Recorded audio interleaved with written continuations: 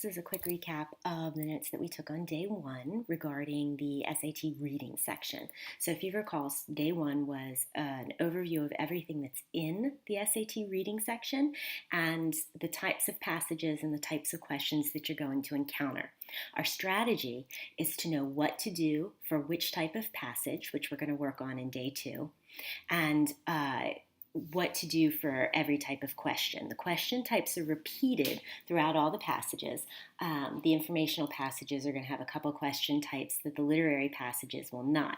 But in general, you can identify every type of question and then remember the strategy for how to attack it. And that should improve the way you tackle the test in its entirety. So let's just review the notes that we took yesterday.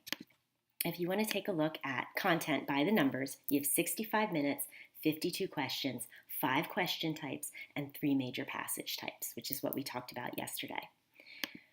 So the necessary skills, reading comprehension, obviously, naturally, facts and details, main idea, and drawing conclusions. Now we're going to drill down on that a little bit in day two, talking about main idea and drawing conclusions, which many of you suggested were the more difficult parts of the comprehension for you. You need to recognize the meaning of words in context. We haven't had one of those questions yet. We will have one of them today. And we're going to identify rhetorical strategies. What affects the effect of the piece? The affecting the effect, right? And synthesizing information, which again, we'll drill down a little bit more on in day two. The approach, build the skills. So that's what we're going to work on today. We know facts and details is simply a matter of retrieval from the passage. The other evidence type questions, drawing conclusions, and the main idea, we're going to do a little extra practice with today. So number one, the approach is make sure you have the skills that you need. And those are the skills that we're going to work on. Number two is identify the question types. Recognize how they're asked and what they're looking for. And then we'll have a strategy for each question type. And then we'll drill down on areas of weakness. And that's what you can take from this moving forward to make the most effective practice time you can have before the next administration of the test. Okay, so question types, evidence questions. Did you understand the facts and details of what you read? What do these questions look like? The question stem, that's the part where they ask the question, will ask about the purpose of the passage, a summary of the passage, main idea, or facts and details. And you can refer back to page 453 where we identified this in that second practice test. The passage indicates that's typical language for these types of questions. So if you see words that say purpose, summary, main idea, facts and details, or the phrase the passage indicates, then you know you have an evidence type question. And the strategy for an evidence type question is go back to the passage and find the answer. The answer is in the passage. Even when you're asked to summarize, develop a main idea, or draw a conclusion, it's only going to be a baby step away from the words that were actually in the passage. The right choice reflects the actual words or facts in a passage. Wrong choices use one correct detail and one incorrect detail. And remember, in general, with multiple choice questions, you're going to have answer choices that are too broad, too narrow, off topic, and one's going to be just right. So we call that like the Goldilocks theory of questions. The one that's right 24 hours a day, 7 days a week, that is the right answer. It's the one you can't find anything wrong with. When you feel like you have to justify an answer choice, you've probably chosen the wrong one. So when you get down to the two that are right, go with the one that doesn't have anything wrong with it. Okay, finding the evidence. In all types of passages, some evidence questions will have a follow-up, the best choice for backing up your answer to the previous question. Now, this seems like it would be a hard addition to the test, but it can actually help you out, because if you answered the first question wrong, that second question that asks you to find the best evidence will clue you in on that. So instead of having 2 wrong answers, you can sort of correct yourself by reading the evidence choices. In the second one, review and check yourself. Make adjustments to the previous answer if necessary. Now, of course, the other thing we're working on is the active reading of the passage. So I'm going to guide and model that kind of active reading with you every time we do a passage. So hopefully you're training yourself to find those kinds of moments in the text. So it's not even going to be a surprise. You're going to anticipate the sentences that they're going to give you because it's going to be something that you noted in your first read through and hopefully marked. Okay, rhetoric questions ask about the effect a choice has had on the passage. The author said this or did this, and it created this effect on the reader or the passage.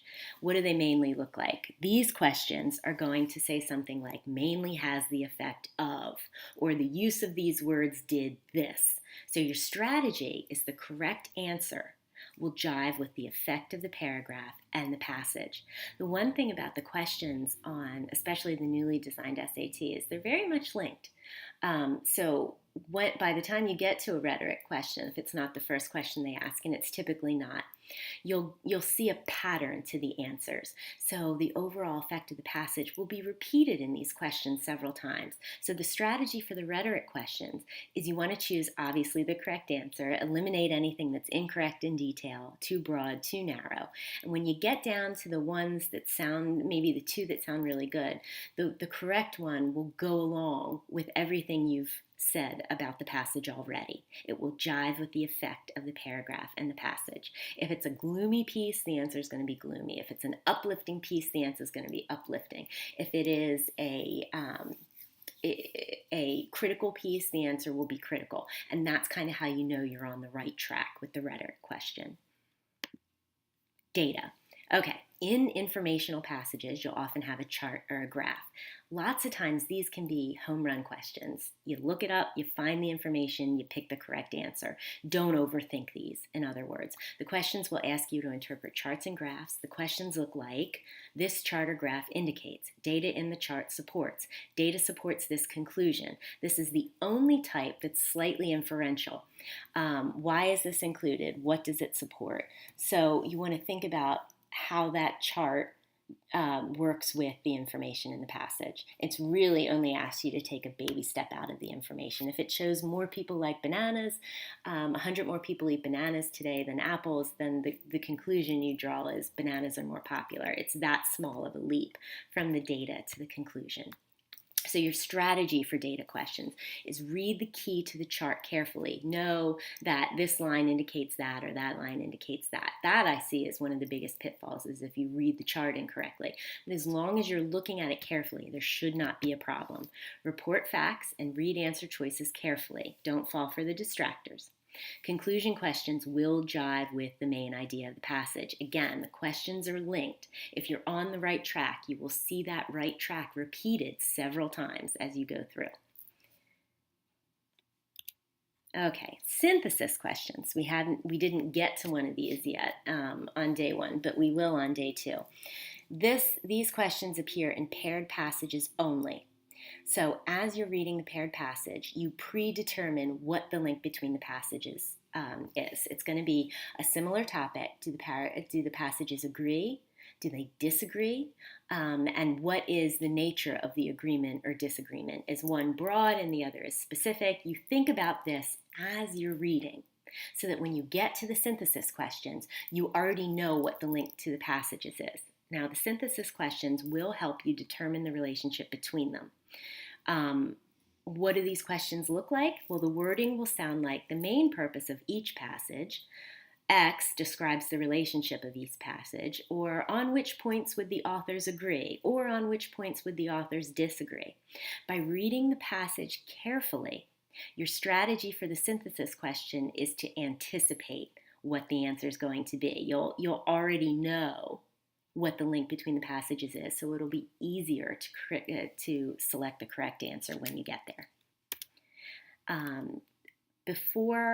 You want to select the choice that reflects what you already decided that link was. Imagine the pieces talking to each other. And again, the process of elimination strategy, that POE strategy, there's going to be one that's off topic. There's going to be probably one or two that are only related to one passage and not both. And then you eliminate those and then get down to the one that reflects the link that you understood there to be between both passages. And finally, we have vocabulary and context. What this question looks like. As used in line 65, X, meaning whatever word, most nearly means what? So what's your strategy? Use context clues. Read that whole sentence and understand how the shade of meaning being used in that vocabulary word. And then process of elimination strategy. One or two definitions are simply wrong. They're never a definition for the word that is used. So try the remaining choices in the sentence, and your best fit is the answer. So that's basically everything that we covered in day one, the overview of the SAT reading section. What we're going to talk a little bit about in day two, after doing some skill building, are the different types of passages. And does your strategy differ with passage? The passage type, the literary passages and the seminal United States documents, the historical ones are typically the hardest. The nonfiction and the informational are typically not as complex, and the paired passages is similar to the informational passage, probably a little bit more difficult only because you're being asked to synthesize that information. But we will delve into that further on day two. So just a little recap of these notes, and please don't hesitate to let me know if you have any questions at all.